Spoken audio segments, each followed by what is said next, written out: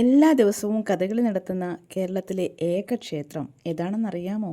പത്തനംതിട്ട ജില്ലയിലെ തിരുവല്ലയിൽ സ്ഥിതി ചെയ്യുന്ന അതിപുരാതനമായ ക്ഷേത്രമാണ് ശ്രീവല്ലഭ മഹാക്ഷേത്രം. ചതുർബാഹുവായ മഹാവിഷ്ണുവാണ് ഇവിടുത്തെ പ്രധാന മൂർത്തി. 108 വൈഷ്ണവ ക്ഷേത്രങ്ങളിലുള്ള ഈ ക്ഷേത്രം BC 59 നിർമ്മിക്കപ്പെട്ടതാണെന്ന് വിശ്വസിക്കപ്പെടുന്നു. ഐതിഹ്യപ്രകാരം ദുർവാസാവു മഹർഷിക്ക് ദർശനം നൽകുവാനായി മഹാവിഷ്ണു ശ്രീവല്ലഭനായി അവതരിച്ചുവെന്നും ആ സമയം തോകരാസുരൻ എന്ന അസുരനെ വധിച്ചുവെന്നും വിശ്വസിക്കപ്പെടുന്നു. ഇന്നും രാത്രി പൂജയ്ക്ക് ശേഷം മുനിമാർ ഭഗവാനെ ആരാധിക്കുവാൻ എത്തുന്നുവെന്നാണ് സങ്കല്പം.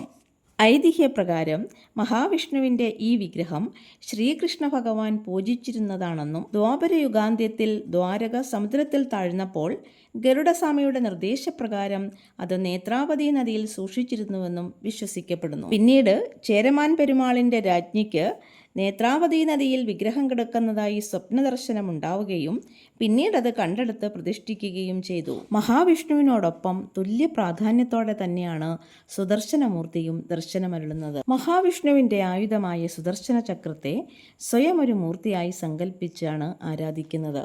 ദിവസവും കഥകളി നടക്കുന്ന കേരളത്തിലെ ഏക ക്ഷേത്രമാണിത്. എന്നും കഥകളി ആസ്വദിച്ചുറങ്ങുന്ന ദേവനാണ് തിരുവല്ലയിലെ ശ്രീവല്ലഭൻ. കാഴ്ചക്കാർക്ക് വേണ്ടിയല്ലാതെ ഭഗവാന് കാണുന്നതിനു വേണ്ടി ഒരു കലാസൃഷ്ടി അരങ്ങേറുന്ന ക്ഷേത്രമെന്ന അപൂർവതയും ഈ ക്ഷേത്രത്തിനുണ്ട്. കഥകളി നടക്കുന്ന കിഴക്കേ ഗോപുരത്തിൻ്റെ തെക്ക് വശത്തായി ഒരു പീഠം ക്രമീകരിച്ച് കഥകളി കാണുന്നതിന് ഭഗവാന് ഇരിപ്പിടമൊരുക്കാറുണ്ട്.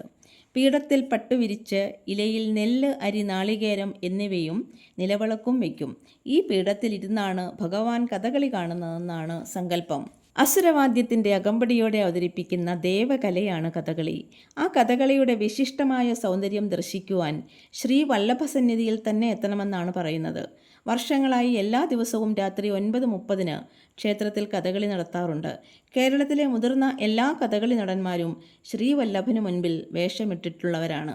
മഹാവിഷ്ണുവിൻ്റെ ശ്രീവല്ലഭൻ എന്ന പേരിൽ നിന്നാണ് തിരുവല്ല എന്ന പേര് ഉത്ഭവിച്ചതെന്ന് പറയപ്പെടുന്നു. ഉപദേവതമാരായി ഗണപതി സ്വാമി, ദക്ഷിണാമൂർത്തി, വടക്കുംദേവർ, വേദവ്യാസൻ, ദുർവാസാവു മഹർഷി, കുര്യപ്പസ്വാമി എന്നിവരുടെ പ്രതിഷ്ഠകളുണ്ട്.